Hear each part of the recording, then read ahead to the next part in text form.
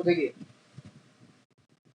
Last class में जो देखा था वो कुछ इस प्रकार था कि हमने दो तरीके की रिएक्शंस देखी थी। First is reversible and the second one is reversible.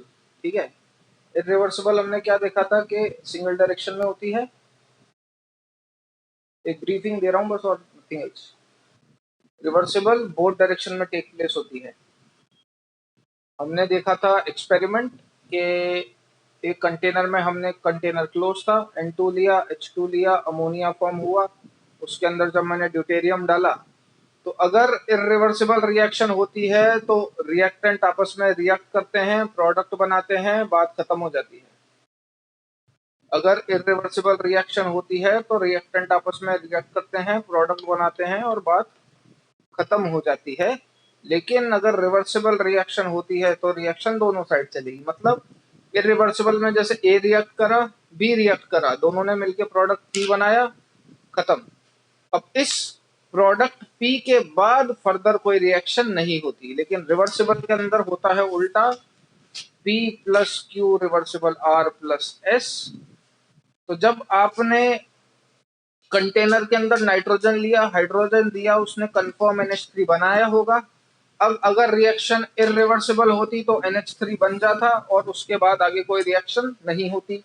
लेकिन उसके बाद जब मैंने इसके अंदर ड्यूटेरियम डाला तो मुझे कुछ एक प्रोडक्ट ऑब्जर्व करने को मिले। क्या क्या प्रोडक्ट देखने को मिले मुझे? मेरे को मिल रहा था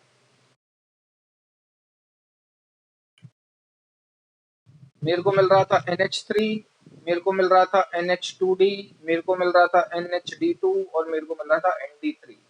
ND3 कैसे मिला होगा तो उसकी अपन बात कर चुके थे कि N2 plus 3H2 reversible 2NH3 ये रिएक्शन थी। ND3 मिल रहा है मतलब कंफर्म बात है, हाइड्रोजन की जगह ड्यूटेरियम आया होगा।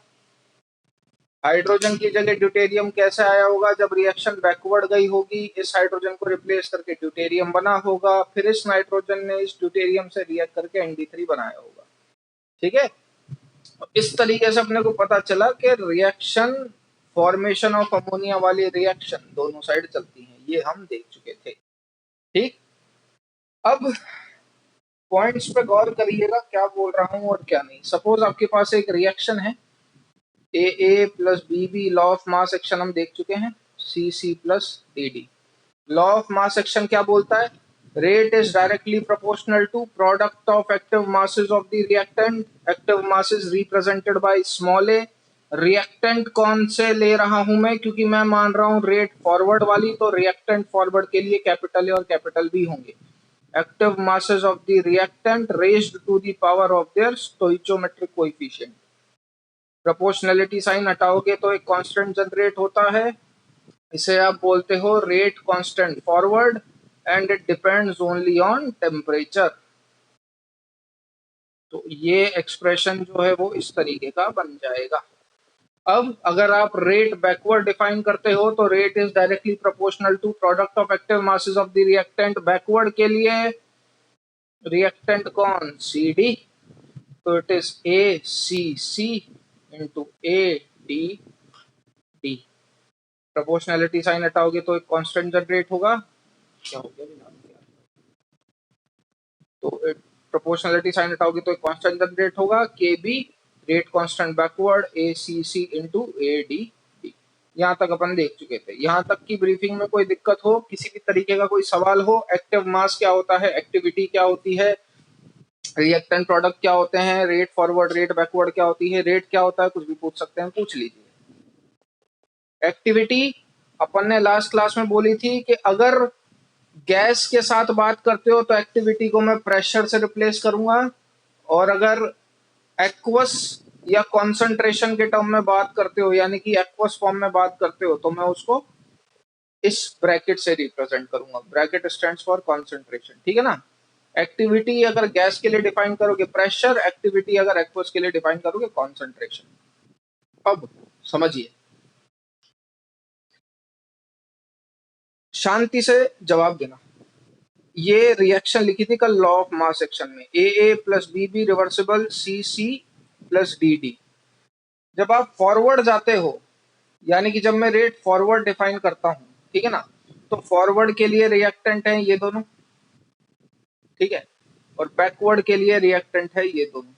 ठीक, मुझे बताना फॉरवर्ड में ए और बी की कॉन्सेंट्रेशन क्या हो रही होगी, डिक्रीज, इंक्रीज और remain same as time passes, जैसा जैसा समय बीत रहा है, बिल्कुल, है ना, घटेगी। ध्यान से सुनना, फॉरवर्ड में ही सी और डी की कॉन्सेंट्रेशन क्या होगी, फॉरवर्ड में ही सी और डी की कॉन्सेंट्रेशन क्या होगी, बढ़ेगी। ठीक है, तो जब आप फॉरवर्ड की बात कर रहे हो, जब आप फॉरवर्ड की बात कर रहे हो तो ए और बी घट रहा है और सी और डी बढ़ रहा है। अब एक और बात का जवाब दो, फॉरवर्ड में ए और बी घट रहा है, फॉरवर्ड में सी और डी बढ़ रहा है। ठीक, फॉरवर्ड में ए और बी घट रहा है, तो बताओ बैकवर्ड में सी और डी क्या हो रहा होगा। If we'll see the rate in backward direction, तो सी और डी क्या हो रहा होगा, फॉरवर्ड के हिसाब से देखोगे, बिल्कुल सही बेटा, है ना, ये बात समझ में आ रही है। फॉरवर्ड में ए और बी घट रहा है और सी और डी बढ़ रहा है। ठीक है, बैकवर्ड देखोगे तो बैकवर्ड में सी और डी क्या होगा, घटेगा, और बैकवर्ड में ए और बी क्या होगा, बढ़ेगा। क्लियर है, तो कुल मिला के ये जिस हिसाब से घट रहा है उसी हिसाब से बढ़ भी रहा है, और ये जिस हिसाब से बढ़ रहा है उसी हिसाब से घट भी रहा है। ठीक, तो ओवरऑल एक्चुअल में होता क्या है, आपको रिएक्शन में कोई चेंज दिखाई नहीं देता। क्यों, क्योंकि ए और बी जितना घट रहा है उतना ही बढ़ रहा है, और सी और डी जितना बढ़ रहा है उतना ही घट रहा है। भावनाएं समझे क्या है। इसलिए ओवरऑल कंटेनर के अंदर आपको कुछ चेंज देखने को नहीं मिलेगा। ठीक, अब देखिए,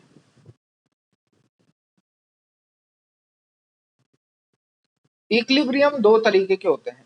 ठीक है, पहला स्टैटिक और दूसरा होता है डायनामिक। इससे पहले ये लिख लो, इन a reversible reaction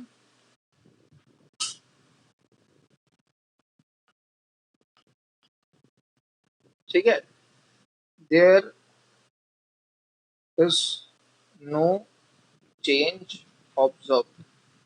reversible reaction के अंदर आपको कोई चेंज ऑब्जर्व देखने को नहीं मिलेगा। ठीक है, अब equilibrium are of two type.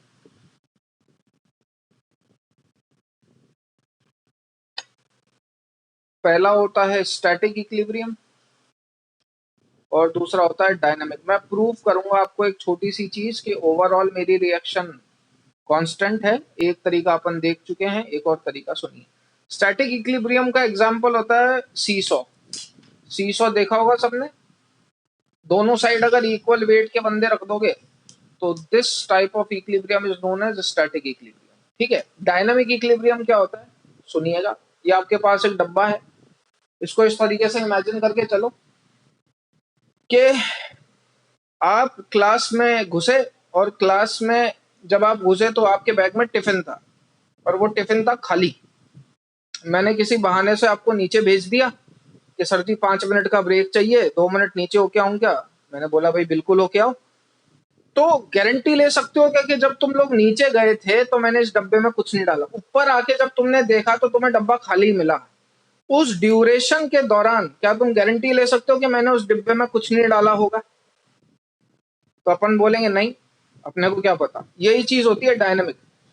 देखो, आपने जो इनिशियल कंडीशन देखी और जो फाइनल कंडीशन देखी वो सेम थी, बट इसका मतलब ये नहीं है कि उसके अंदर कुछ हुआ नहीं। हुआ बिल्कुल। होता क्या है, डायनेमिक का मतलब समझिएगा, जितना यहां से आया और ये इस डब्बे से पास हुआ, तो जितना यहां से आया उतना ही यहां से निकल लिया। जितना रिएक्टेंट से आया उतना ही प्रोडक्ट में निकल लिया। तो ओवरऑल इस डब्बे के अंदर आपको क्या दिखेगा, कुछ भी नहीं। अरे जब आपको डब्बे के अंदर कुछ भी नहीं दिख रहा, इसका मतलब ये थोड़ी ना है कि कुछ आ नहीं रहा या कुछ जा नहीं रहा।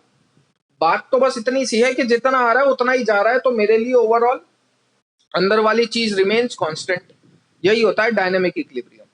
जब आप रिएक्शन लिखते हो P plus Q reversible R plus S, तो आपको चेंज नजर क्यों नहीं आता? क्योंकि जितना P और Q आपस में रिएक्ट करके R प्लस एस बना रहा है, उतना ही R प्लस एस वापस रिएक्ट करके P और Q बना देता है। तो ओवरऑल मेरे को रिएक्शन में कोई चेंज नजर नहीं आता।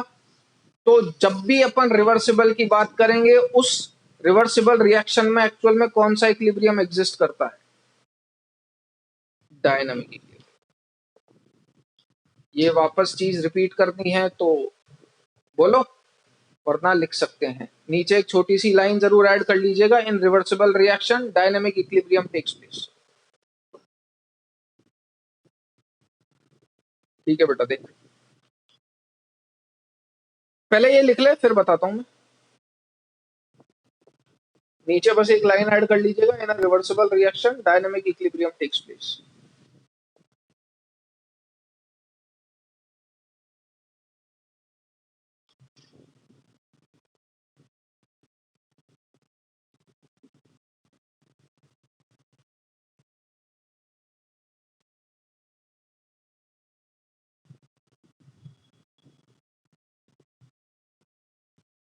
फर्स्ट जब हो जाए जब बता देना।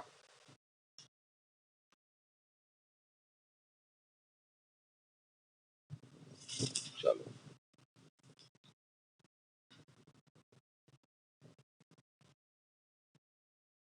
तो देखो ये समझ में आया हर्ष के जितना अपन ने यहाँ से डाला उतना ही यूं का यूं निकल गया, तो अंदर मेरे को हमेशा कांस्टेंट दिखेगा, यानी कि कुछ भी नहीं, खाली। ये बात क्लियर है?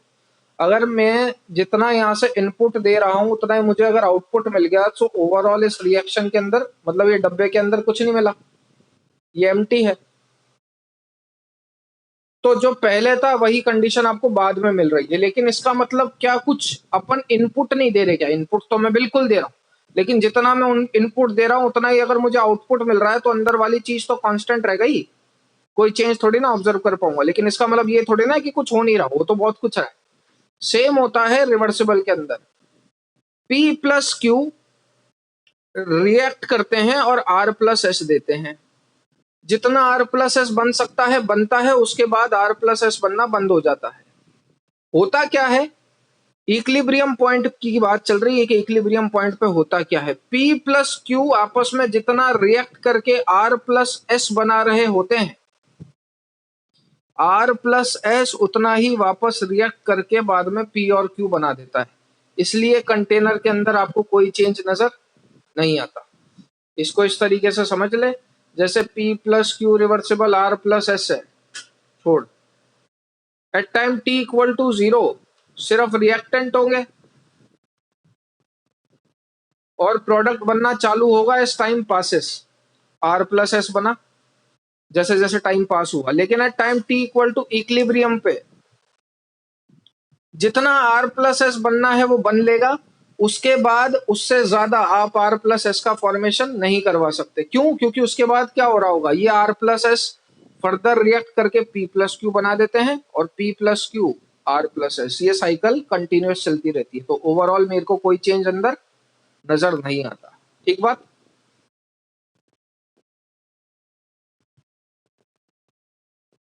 चल आगे बेटा, अपन लोग डेल्टा एनजी की बात करेंगे और ध्यान से सुनिएगा रिएक्शंस। जैसे N2 plus 3H2 gives 2NH3 है।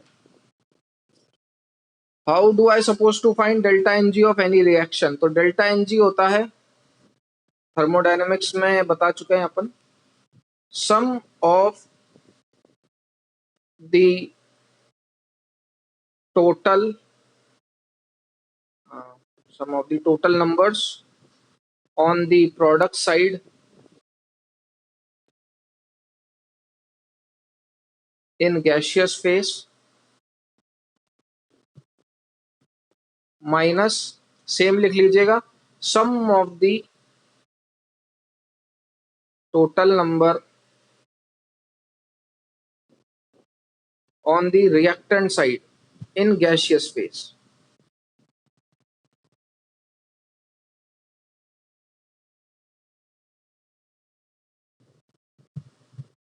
ठीक है, ये होता है डेल्टा एनजी। तो नाइट्रोजन गैस फॉर्म में एग्जिस्ट करती है, फेस ध्यान से देखिएगा, हाइड्रोजन गैस फॉर्म में एग्जिस्ट करती है, अमोनिया भी गैस फॉर्म में एग्जिस्ट करती है। डेल्टा एनजी बोलो इसका। Delta NG can be positive, negative, zero, कुछ भी हो सकता है, फ्रैक्शनल। डेल्टा एनजी रहते इस रिएक्शन का कितना, -2। फॉर्मूला पढ़ बेटा। देख, प्रोडक्ट में जो भी गैसियस फेस है उसका सम ले, माइनस रिएक्टेंट में जो भी गैसियस फेस में प्रेजेंट है उसका सम ले। तो प्रोडक्ट में गैसियस फेस में कितने हैं, 2। रिएक्टेंट में गैसियस फेस में टोटल कितने हैं, 4। नाइट्रोजन 1 है ना, 1 नाइट्रोजन 3 हाइड्रोजन, तो टोटल कितने हो गए, 4। प्रोडक्ट माइनस रिएक्टेंट 2 - 4 कितना, -2। ठीक है, तो इस तरीके से आप किसी का भी डेल्टा एनजी कैलकुलेट कर सकते हो। इसका निकाल के बताओ। CaCO3 gives CaO + CO2, solid solid gas.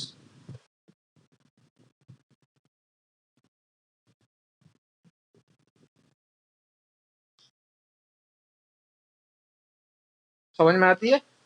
ये एग्जांपल्स लिख लीजिए। डेल्टा एनजी होगा 1,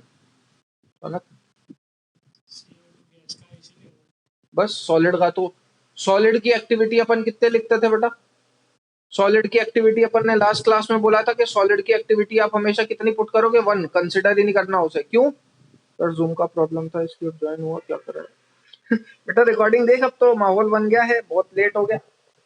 कोई दिक्कत नहीं है, फोन करके पूछ लेना, इससे अच्छा यहाँ पे रिपीट करने से अच्छा है। चलो, अब बात ध्यान से सुनिएगा। एट इक्विलिब्रियम, इक्विलिब्रियम पॉइंट पे क्या होता है, ज्यादा नहीं, 2 पेज छोड़ दे। At equilibrium rate of forward और रेट ऑफ बैकवर्ड दोनों बराबर होते हैं। क्या बोला मैं, इक्विलिब्रियम पे रेट फॉरवर्ड और रेट बैकवर्ड दोनों बराबर होते हैं। रेट फॉरवर्ड किसके बराबर था, K F A A A A B B equals to K B, वही rate directly proportional to activity of the concentrations, और उसकी पावर स्टोइचोमेट्रिक कोएफिशिएंट अपन ऊपर चढ़ाते हैं, A C C into A D D. ठीक है ना, rate is directly proportional to product of active masses of the reactant raised to the power of the stoichiometric coefficient। लिखने का क्या सेंस है, समझिए, 1-2 पॉइंट लिखो इसमें। हमेशा ध्यान रखना, कभी भी अगर कोई रिवर्सिबल रिएक्शन है तो कंफर्म बात है कि वो इक्विलिब्रियम पॉइंट पे आके ही मानेगी, तुम्हारी मर्जी पड़े वो कर लो। चाहे वॉल्यूम बढ़ा दो, वॉल्यूम घटा दो, कॉन्सेंट्रेशन बढ़ा दो, कॉन्सेंट्रेशन घटा दो, टेम्परेचर बढ़ा दो, टेम्परेचर घटा दो, अगर रिएक्शन रिवर्सिबल है तो ये कंफर्म बात है कि वो इक्विलिब्रियम पॉइंट पे आएगी। अच्छा, ऐसा होता क्यों है, क्या फायदा हो रहा है उसे इक्विलिब्रियम पॉइंट पे आके, कोई भी रिवर्सिबल रिएक्शन इक्विलिब्रियम पॉइंट पे आती क्यों है, तो उसके बारे में लिखिए। Any reversible reaction if started, condition ये भी है कि स्टार्ट तो करनी पड़ेगी। Any reversible reaction if started will definitely comes to equilibrium। क्यों, because equilibrium is the most stable point thermodynamically।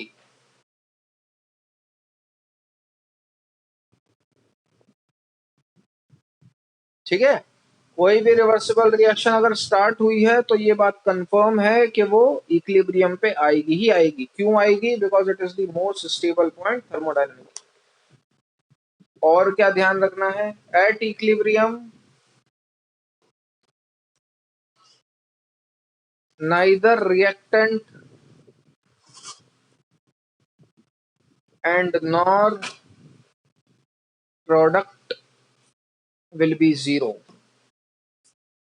Equilibrium पे कोई भी चीज कभी भी जीरो नहीं होती, ध्यान रखना।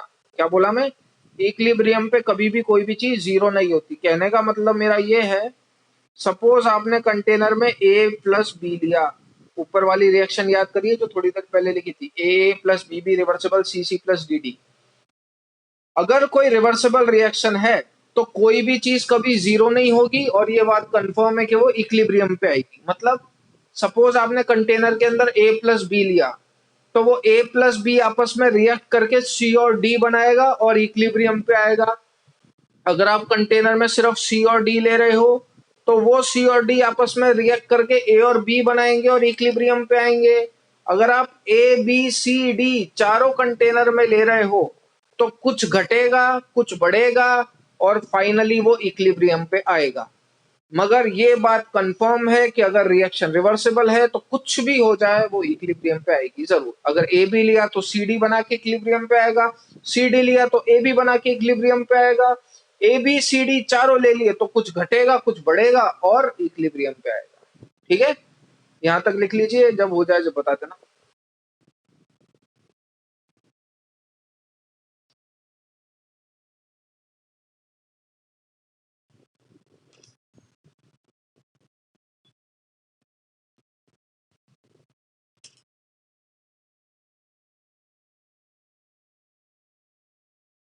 ठीक है,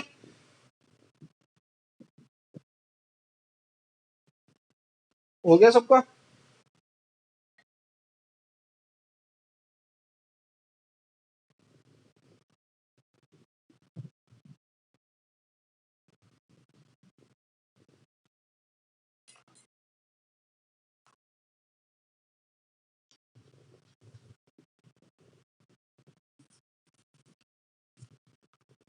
चलो, अब जैसा कि अपन ने देखा था कि इक्विलिब्रियम पे रेट फॉरवर्ड और रेट बैकवर्ड बराबर होती है। रेट फॉरवर्ड को अपन क्या लिख सकते हैं? के एफ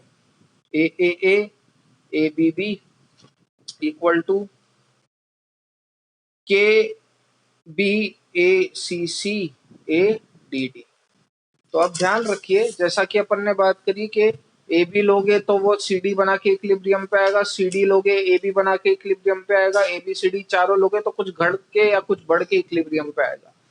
अब ऐसा कोई जरूरी नहीं है कि हर बार ए ही तीनों वैल्यूज को जब आप कंपेयर कर रहे हो, ए बी को, सी डी को या ए बी सी डी को, तो ऐसा कोई जरूरी नहीं है कि तीनों कंटेनर में ए बराबर होगा या तीनों कंटेनर में बी बराबर होगा या सी बराबर होगा या डी बराबर होगा।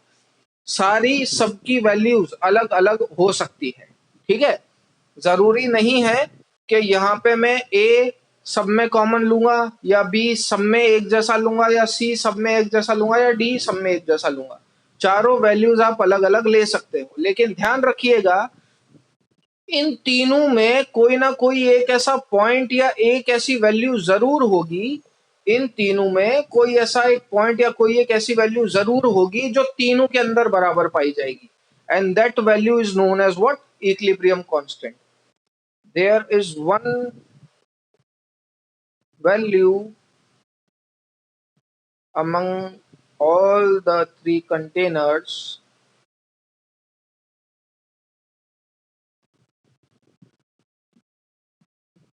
which is constant,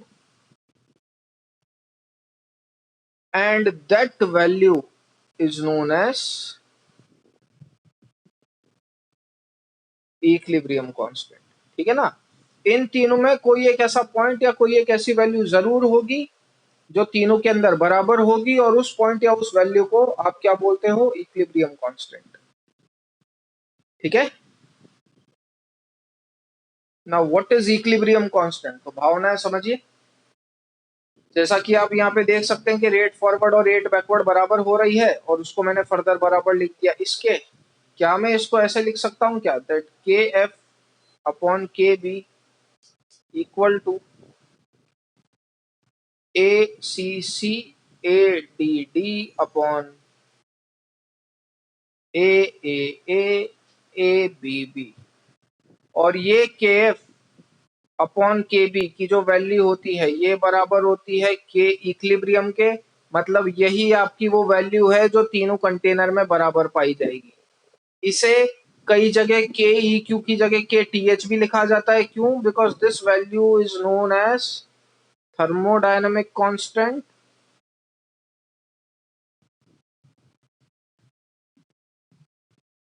और इक्विलिब्रियम कांस्टेंट। जो बोलना है बोल लो। ये वो वैल्यू है जो तीनों कंटेनर में बराबर पाई जाएगी, और वो वैल्यू किसके बराबर होगी? A C C A D D upon A B B. What does this small A represents here? Activity. And ये ऊपर जो है वो क्या रिप्रेजेंट कर रहे हैं? Stoichiometric coefficient.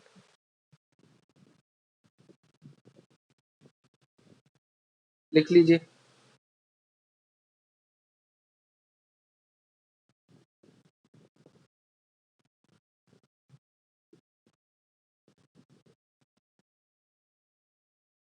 तो पावर में क्या चढ़ता है? Stoichiometric coefficient. रिएक्ट ये ऊपर वाली चीज क्या है? रिएक्टेंट है कि प्रोडक्ट है? तो ये प्रोडक्ट है, और नीचे वाला क्या है? रिएक्टेंट है।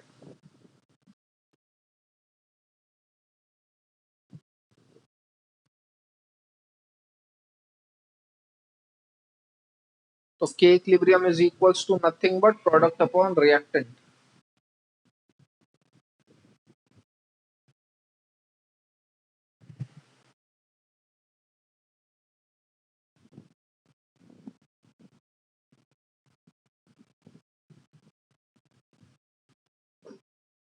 हो गया भाई? चलो अब एग्जांपल से समझिए। सपोज आपके पास एग्जांपल है N2 plus 3H2 gives 2NH3। बिल्कुल ध्यान से सुनिएगा। अभी थोड़ी देर पहले ना के इक्विलिब्रियम आपका किसके बराबर आया था? A C C A D D A B B. अगर मैं कॉन्सेंट्रेशन डिफाइन करता हूं, if we define the equilibrium constant with respect to concentration, तो के इक्विलिब्रियम के आप की जगह आप क्या लिख दोगे? केसी। क्योंकि कॉन्सेंट्रेशन के बेस पे आप अपना इक्विलिब्रियम कांस्टेंट डिफाइन कर रहे हो, तो कॉन्सेंट्रेशन में के इक्विलिब्रियम की जगह क्या लिख देना? केसी। अब मुझे बताओ, कैपिट ये जो एक्टिविटी है इसकी जगह क्या पुट करूं? तो कॉन्सेंट्रेशन के टाइम अपन एक्टिविटी में क्या करते थे? कॉन्सेंट्रेशन के टाइम अपन एक्टिविटी में क्या पुट करते थे? This bracket molarity. तो यहां पे मैं इसको ऐसे भी तो लिख सकता हूं, सी सी की पावर सी सी डी की सॉरी डी डी की power D concentration of A की power A concentration of B की पावर बी।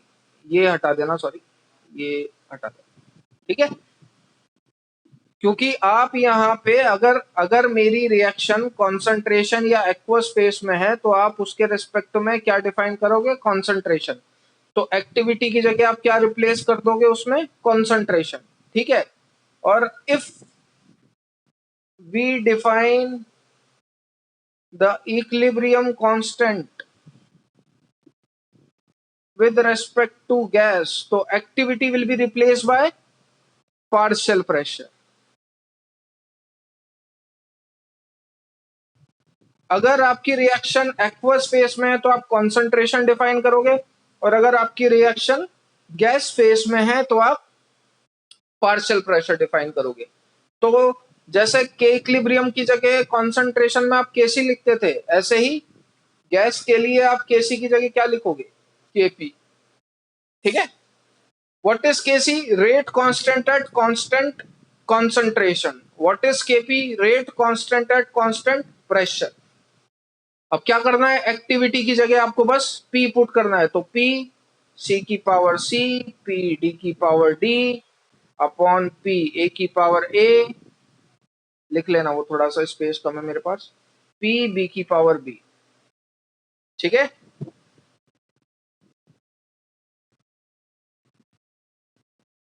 स्मॉल भी लगा बेटा, स्मॉल भी लगा, स्मॉल भी। हाँ, स्टोइचोमेट्रिक कोएफिशिएंट स्मॉल, अच्छा स्मॉल, ठीक है। बताइए भैया, जिसको डाउट हो पूछ लो, क्योंकि अब अपन एप्लीकेशंस के सवाल कर रहे हैं। इसमें किसी को कोई डाउट हो तो पूछ लो, करना कुछ नहीं है। अगर एक्वस दिखे फेस तो कंसंट्रेशन यूज करिए, यानी कि ये कैपिटल ब्रैकेट, और अगर गैस फेस दिखे तो पी यूज करिए, यानी कि प्रेशर। हो गया लिख के?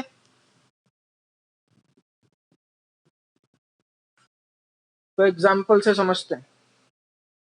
देखो, जैसे एग्जाम्पल आपको ऊपर लिखवा रखा है, N2+3H2 gives 2NH3।